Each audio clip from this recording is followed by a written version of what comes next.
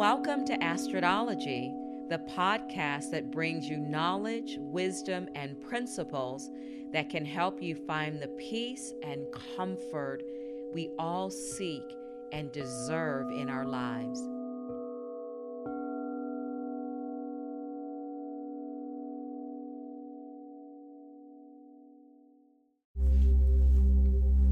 Hi everybody, welcome back to another episode of Astrodology with Astrid. It is December 31st, 2025 when I'm recording this episode, and I'm filled with gratitude and reverence for all of the lessons and blessings and trials and challenges and triumphs that I experienced in 2025, and I hope you're spending some time this week leading up to New Year's Eve reflecting on your year as well. Reflection is super important during this time of year so that we can start navigating, turning the page or looking forward to a new year ahead. Wow, I want to talk to you about what I've been up to. And really, this is going to be a new thing that I've done this year. I spoke about it in a couple other podcasts, but the 12 Magical Nights, it's a ritual, let's say, that you would do I started mine on the solstice as recommended. You could have also started this on Christmas Eve, but it's called the 12 Magical Nights. So I followed the instructions. I took 13 little pieces of paper, wrote down my intentions, and things that I would be responsible for. I also listed these in a journal so that I can remember all that I have wished for, because for the 12 magical nights, each night of the 12 nights, you take a piece of paper, you rammed in, you put it in a bowl or you put it in a bag, and you pull one out each night for the 12 nights. On the 13th day, which will be January 2nd, you look and read that last piece of paper, and that last piece of paper is what you should follow. So the idea is all of these intentions and desires are things that you can personally be responsible for. So the idea is, if you laser focus on the one thing that you have left, that is your responsibility, the universe will take care of the other 12. I think it's brilliant. So something new that I'm trying this year. I'm also going back to a tradition that I used to do for many, many years, and that is to do a water fast entering the new year. So starting on January 1st, tomorrow, I will do a 3-day water fast, just pure water and with Celtic salt. Salts help to keep your electrolyte levels and your water levels up, but it's something that I really enjoyed, looking forward to doing. So I'm feasting today on the 31st. Some water fasts suggest that you eat very light leading into the fast. I've done the exact opposite. As my son Austin would say, I'm eating big, and I've been eating whatever I want today. But what I found is that I am emotionally and mentally ready to do the fast. Like last year, I just wasn't ready to do it. Came out of big sweeping changes in my life, and I just wasn't up for it, so I didn't do it. But I can feel like with any kind of fast or cleanse, it's a mental game. You have to be ready for it. So I'm ready to cleanse, to detox, and purge. So if you're hearing this, whenever you're hearing this, if you're inspired to do a water fast, I really highly recommend it. You can reset your nervous system, your gut microbiome, and on and on and on. Your colon already helps replenish itself every month, so doing this water fast will be essential. And I'm looking forward to officially celebrating this new year in March with the start of the Lunar New Year. However, I live in the pagan world, so I do honor January 1st as being part of the new year. But I've learned to kind of come in on January 1st and then let January unfold so we can see what the new year feels like and see what you feel like in the new moon. I was very guilty of in the past of making sure I had all this big long list, but I guess I sort of had the list done because I did the 12 magical nights beforehand. All right, so I think I'm going to get off my soapbox for now, but save the date save the dates for the next parasite cleanse. I've been harping about parasite cleanse. More and more people are talking about it. More and more people are doing it. I probably have maybe 20 to 25 people that have done the parasite cleanse. A client the other day came in and he says, "Oh, I started my parasite cleanse." He started it at the appropriate time. You started 5 days before the full moon comes in. I'm so proud of that because people are seeing results. So if you've not done a parasite cleanse, you should be prepared to do this one because it starts January 28th. So you have all of January to get in gear, get on track, and then get your mind ready for it. The beautiful thing about the parasite cleanse is that you're actually eating food. You're not starving yourself and you're not just drinking water. So I'll talk more and more about it as the weeks lead into the 28th. So that would be January 28th through February 6th. It's almost like ideally in the perfect world, you clear your social calendar so that you set yourself up for success. I've gotten to the point because this will be my 4th parasite cleanse. I've gotten to the place where I can be at a party or a gathering on the parasite cleanse because again, you're eating just whole foods and there's typically something that I can eat. So let's talk about why we're here. We're here to talk about this full, and it's another supermoon in Cancer. So welcome to another episode of Moonology, where I'll explore the profound impacts of the stars and planets in our lives. I love it. Today I'm diving into the mystical energies of this full moon in Cancer that's occurring January 3rd, 2026. I'll also discuss some other planetary aspects that will help shape this event. So just sit back and relax. If you're in your car, stuck in traffic, you're in your bed, listening, your desk, just listen. You may have to listen a couple times. But the full moon in Cancer, let's talk about what's happening. It's going to come in the nurturing, beautiful sign of Cancer, my fellow water sign. And Cancer is governed by the moon. So this full moon is a time of heightened emotions because the moon governs our emotions. Cancer is already a deep introspective sign, and Cancer is always about powerful personal revelations. Cancer is ruled by the moon itself, so it's at home. It's at home in this planet. So one of the themes of Cancer is family and our innermost feelings. Cancerians are really always in their feelings. So luckily for them, they have a shell built around them that they can easily retreat to. But whenever Cancer is on deck, whether it's a new moon or a full moon, it brings up themes of security, comfort, when you think about emotional well-being, and these things start to surface during this time. So when an energy is on deck, we all get caught up in that collective energy so we can understand how we're emoting, and then we can then blame it on the stars of the moon and not just ourselves. This is a time of emotional waves as well as personal growth.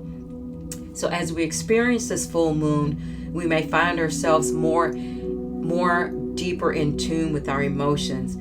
This is an ideal time to reflect on your personal relationships, especially those that are family or deeply rooted, you have a deep personal history with.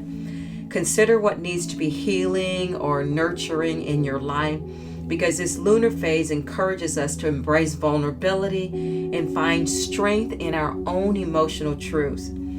Astrology is all about timing. So you'll hear me often talk about the time, the degrees, and this is thanks to the cyclical nature of the solar system. We know exactly when the planets will move into new signs, when they'll go out of signs, when they'll change signs, when they'll station retrograde.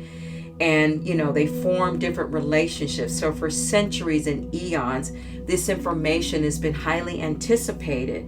And it'll show us, it's like a lens into the potential of volatility, the potential for expansion and abundance. And also, it's always packed with what the opportunities are for us. So this is the first full moon of 2026, and it is a super moon. So what's interesting is Cancer will begin this year and Cancer will end the year. So we have a full moon coming into 2026, and we'll have a full moon in Cancer as we exit 2026. This is a cardinal sign, and it goes without saying, or maybe I need to say it. When we're in Cancer, whenever Cancer's on deck, Capricorn is present. And that's what's giving us this beautiful grounded space. Cancerian is a water sign. Capricorn is an earth sign. So this beautiful watery Cancerian energy comes in with the strength and support of Capricorn energy. Capricorn being a cardinal sign. Cardinal signs begin seasons. And what's so exciting about the beginning of this year is that 2026 reduces to a 10, and which reduces to a 1. So we are in a 1 year, a brand new year. 2025 was a number 9 about cyclings and inner endings. So this 2026 is about new beginning energy. New beginning energy. Now again, 2026 isn't just going to come out gangbusters and instantly be better than 2025. In fact, it's predicted that 2026 may be even start off a little rough, because we can't just end a crazy rough year and go right into smooth sailing. But it's the beginning of turning the page, the beginning of new energy. So coming in on Saturday, January 3rd, 2:02 a.m. Pacific time. So when we wake up in the morning in Pacific time, that full moon will be bright and glorious. It's coming in at 13 degrees. 13 degrees reduces to a 4. 4 is the number of groundedness. Again, aka Capricorn is here in support. So the full moon represents the matter at hand, or a subject that is ending, because full moons are about releasing and letting go. And again, Cancer is ruled by the moon. So it means that something emotional has culminated, because the full moon is the culmination. As we see the sliver of the moon, and the moon grows brighter and brighter and brighter until it's full, it's a culmination. So when there's a full moon, it means something has culminated or something meaningful has ended. Cancer governs the home, it governs ancestry, and it governs what you feel that connects you with others. Again, Cancer is a very emoting sign. It's a very intuitive sign. So one of the goals of Cancerians is to have people around them, in that everybody around them feels like family. I love this thought from Rising Woman, and I will share some other thoughts from risingwoman.com. I love this. I'm going to open with this. Before you climb higher, before you commit to another year of doing, you are asked to tend to what feels tender, unseen, or emotionally overextended. This full moon illuminates emotional debt. Not the kind you speak about openly, but the kind your body has been carrying quietly. The exhaustion beneath competence, the feelings postponed in order to stay functional, the ways you have learned to self-soothe alone rather than risk asking for care. I thought that was so powerful. So there's a lot of cardinal energy on deck. The Sun, Venus, Mars, and Mercury are in Capricorn, and Capricorn is opposite the moon in Cancer, and the moon also in Cancer. So Cancer in Jupiter and Cancer in the moon. And when you think about cardinal signs, think action. It's a different action than the action of fire signs. Cardinal signs are more tempered, more methodical, action-oriented, but don't be fooled, it's action. Coming in at 13 degrees, 13 is the number of change. 13 is the number, reduces to a number 4. So it reduces to the 4 seasons, the 4 directions.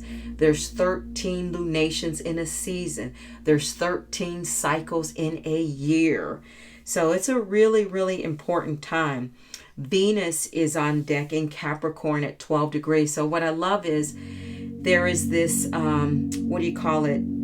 there is this flow that's kind of happening like in sequential order. So Venus is in Capricorn at 12 degrees. The Sun is in Cancer at 13 degrees, and Mars is at 14 degrees of Capricorn. So Cancer and Capricorn are partnering. We're also entering the year of the horse. Last year was the year of the snake, and boy, was it appropriate. Were things really like slithery and really, really sketchy last year? So we're moving into year of the horse. So it's about mounting. Things are going to mount, and things are going to, walk a little bit more steady.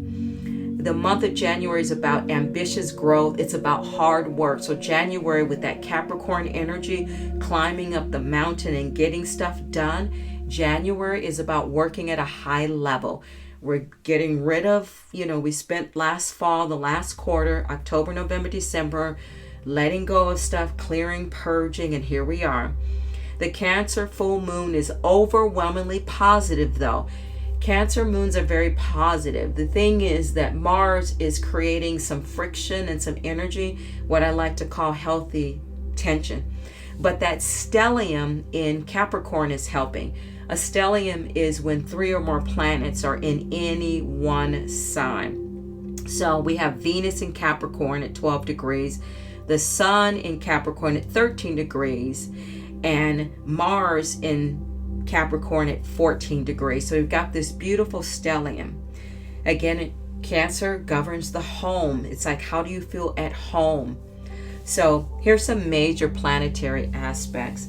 The Sun in Capricorn opposes the Moon in Cancer.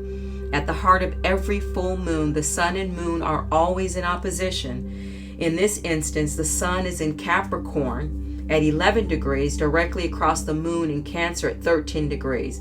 So they're both at 13, not 11 degrees.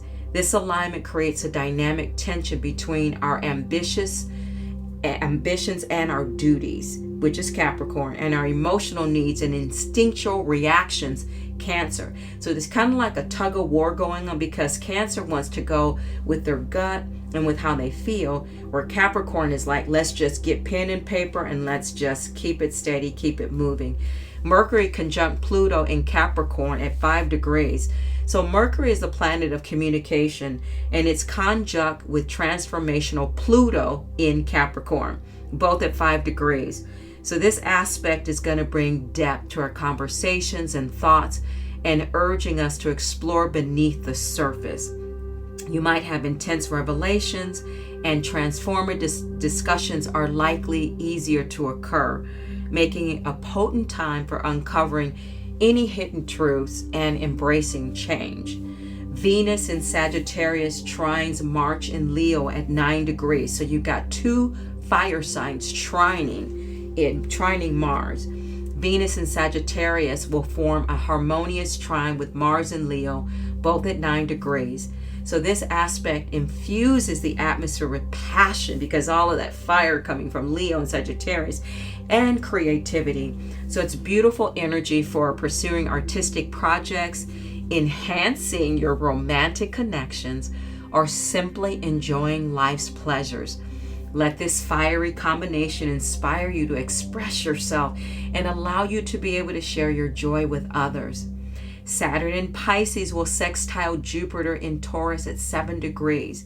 Now, this is a supportive sextile between Saturn in Pisces and Jupiter in Taurus, because they're both at 7 degrees. 7 is the number of spirituality. So this blesses us with stability and growth. This aspect encourages us to build solid foundations that align with our dreams. Patience and perseverance will be rewarded. So take practical steps towards your long-term goals during this period. So think healing when you think of Cancer, think home, think intuition. Your intuition should really be at a high level. So risingwoman.com broke it down for us, and she speaks about, I'm going to go into different categories, how this moon will impact your relationships with yourself. And she says, this moon often brings emotional fatigue to the surface. You may notice sudden tears without knowing exactly why, a longing for comfort, rest, or familiarity, heaviness in the body or desire to turn inward, awareness of how much you have been holding on your own. You may realize how often you minimize your own needs, how quickly you push feelings aside to stay capable, and how rarely you let yourself be cared for without guilt. This is a moon that says you do not need to earn rest. You do not need to justify softness, and you do not need to be productive to be worthy of care. If your body feels slow, heavy, or less motivated than usual, that is not resistance. That is intelligence. Your nervous system is asking for recalibration before another cycle begins. How this moon shows up in romantic relationships. Cancer moons expose attachment dynamics, especially the quieter ones. Under this full moon, relationships may surface themselves themes such as wanting reassurance but not knowing how to ask, feeling emotionally alone even while partnered, heightened sensitivity to tone, timing, or responsiveness, noticing where you are strong for others but rarely softened.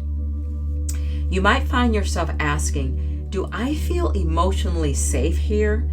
Can I be needy without being shamed?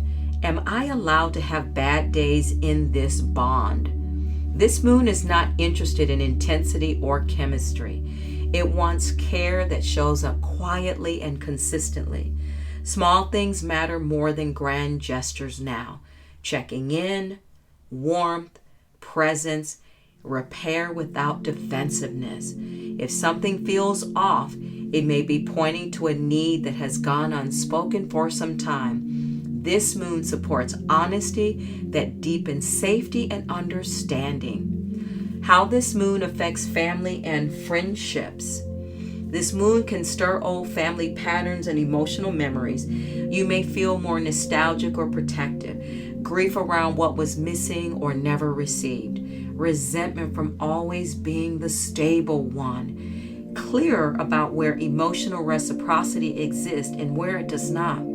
This moon emphasizes clarity and understanding, and it shows you where you feel emotionally at home, where you feel tolerated but not truly held, who your nervous system trusts.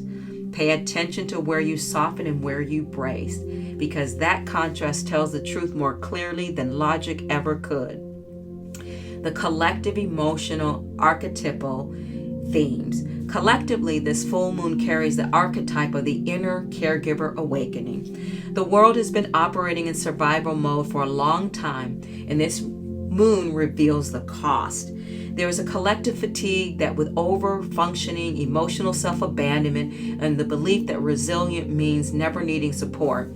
The themes arising now include emotional burnout beneath productivity, longing for safety and belonging, grief that has been postponed in the name of moving on, and reevaluating what success is actually protecting. This moon reminds us that care and softness sustain both our systems and ourselves. It asks us to remember that nourishment is foundational. And finally, what this moon ultimately asks of you. As you step into a new year, you may find yourself reflecting on what you are building and who this life is truly for. This full moon invites you to consider whether the parts of you doing the living will be cared for along the way. Let this moon be a permission slip to slow down, to ask for comfort, to create emotional shelter, and to let strength be shaped through responsiveness and care. It invites honesty with yourself about what you need at the beginning of this new cycle. Honesty right now offers a powerful beginning. Wow, I thought that was so beautifully stated. Unbelievable. So that's a great way to end this download of this full super moon in Cancer. Rituals and reflections. You could do moon bathing, spend time under the moonlight, allowing its calming energies to wash over you. You can reflect on emotions that arise and release those that no longer serve you. Journaling is always appropriate. Write about your feelings surrounding home and family, and consider what changes you wish to make to cultivate nurturing environments and nurturing relationships. And of course, my OG of meditation, visualizing a protective and comforting white light surrounding you, offering you security and peace. And in conclusion, as we conclude this episode on this beautiful full supermoon in Cancer, remember that the full moon in Cancer is a powerful time for emotional healing and personal insight. Embrace the nurturing energies and allow yourself to feel deeply. Cancer is a water sign, so that deepening is going sonic. You know, when you go underwater in the pool or the ocean and, you drown out the noise of the outside world, you can kind of hear the muffled kind of distant sounds above and around you, but they're not coming into your ears. So go a little bit more sonic. In fact, taking a sound bath within the first few days of this new moon or this full moon would be ideal. Because when the full moon or new moon is on deck, we have 2 weeks to live into that and lean into that energy. Thank you for tuning in to Moonology with Astrid under Astrodology with Astrid. May the stars guide you on your journey until we meet again. Don't forget to follow me on Instagram. I will follow you back. And thank you so much for tuning in. Happy, happy, happy New Year, everybody. And I'll catch you in the next episode next year. Namaste.